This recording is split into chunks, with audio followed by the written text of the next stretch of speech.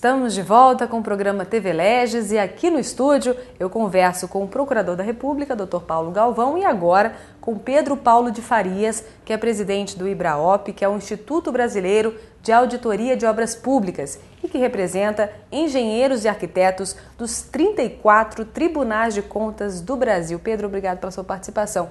Como que o RDC está sendo visto pelos engenheiros e arquitetos que vão acompanhar essas licitações? Bem, desde muito tempo, a situação das obras da Copa tem sido vista com bastante preocupação por todos os segmentos da área de engenharia, não só as do controle externo.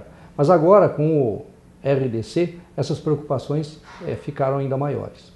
Isso porque a grande preocupação, aquilo que desde muito tempo o IBRAOP vem apontando, desde mais de 10 anos, é que o maior problema das obras públicas é justamente o planejamento inadequado e a falta de bons projetos, a falta até de projetos completos de engenharia para execução dessas obras. E agora o RDC veio permitir que se faça licitações sem projetos, apenas com um anteprojeto, com uma visão muito vaga do objeto que se pretende, e mais, acaba lançando a etapa de planejamento para dentro da etapa de execução, ou seja, o projeto da obra vai ser feito pelo empreiteiro que for contratado para executá-la. Então, isso aí, por si só, representa uma temeridade no que diz respeito aos preços que vão se pagar por essas obras. O risco seria, então, justamente a gente ter que pagar a mais por conta dessas obras? Isso mesmo. Um exemplo bastante simples que eu posso te dar é aquela situação de se fazer uma reforma na casa da gente. Quem de nós nunca fez uma reforma em casa, não é? E, em geral, não se contrata um profissional capacitado para se fazer um projeto e tal. Apenas se diz a ideia de que se quer para o empreiteiro, ele se lança a fazer aquilo que nós pretendemos e o que é muito comum, aquelas idas intermináveis às lojas de material de construção, em momentos bastante inadequados, e em geral temos que pagar mais caro por aqueles materiais que têm que ser comprados na hora, ao preço que estiver disponível, não é? Nem sempre na quantidade especificada ou necessária e também nem sempre na qualidade desejada. Então, daí você pode perceber como será com as obras públicas. É a mesma coisa, só muda o tamanho da obra. Na engenharia, o sistema de se fazer planejamento, projeto e depois se executar a obra, vale para uma obra pequena ou para uma obra bastante grande. Então é a mesma coisa, para uma pequena reforma ou um estádio de futebol, se não houver um planejamento adequado, vai se pagar mais caro. Inclusive essa deficiência do planejamento, né, procurador, foi até alertado durante uma nota técnica feita pelo Ministério Público e foi entregue aos parlamentares durante a discussão do RDC no Congresso Nacional, não é isso? Sim, o nosso objetivo com essa nota técnica foi alertar os parlamentares, numa atitude até de colaboração, quais seriam os prejuízos que poderiam decorrer da instituição desse RDC, Regime Diferenciado de Contratações. Em primeiro lugar, nós consideramos, inclusive, que a maneira como isso foi apresentado ao Congresso, por meio de um chamado contrabando legislativo, quer dizer, o Executivo, por meio de um deputado, apresenta isso e quer votar no mesmo dia uma matéria de 40 artigos, um regime completamente diferente de licitações.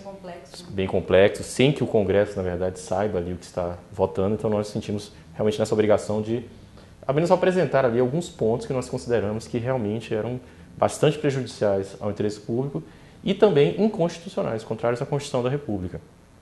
O Pedro falou muito bem da questão da ausência de projeto.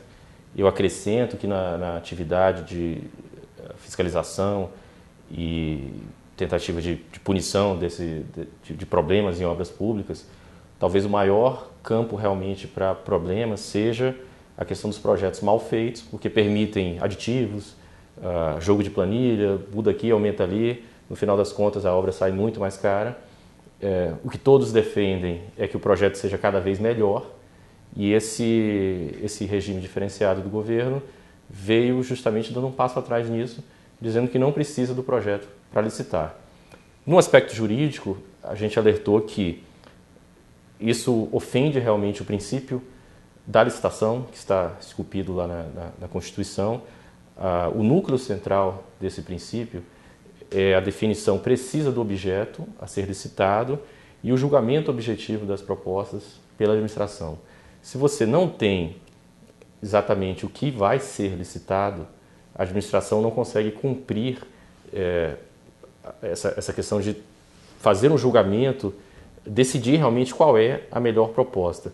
O projeto, nesse ponto, é extremamente vago e permite que as licitações venham a acontecer de uma forma subjetiva, eleições subjetivas de propostas, além do que permite que aquela proposta que foi dada seja alterada posteriormente, porque, na verdade, aquela proposta ali não é exatamente uma proposta de execução.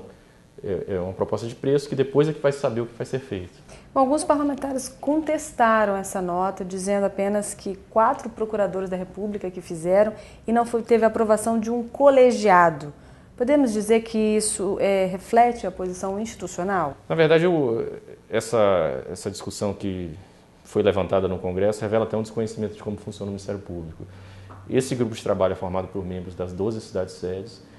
Não há um colegiado dentro do Ministério Público para decidir essas questões. Mas, apesar disso, essa nota veio com a aprovação do Procurador-Geral, que deu sustentação à atuação desse grupo de trabalho, que é realmente quem está hoje com atribuição para resolver essas questões da Copa. Inclusive, o Sindileges e outras entidades, como a Marribo e o Instituto Ethos, também fizeram uma carta alertando os parlamentares sobre os riscos do RDC. Bom, no próximo bloco a gente continua a discutir a respeito das obras da Copa do Mundo de 2014 e eu espero você.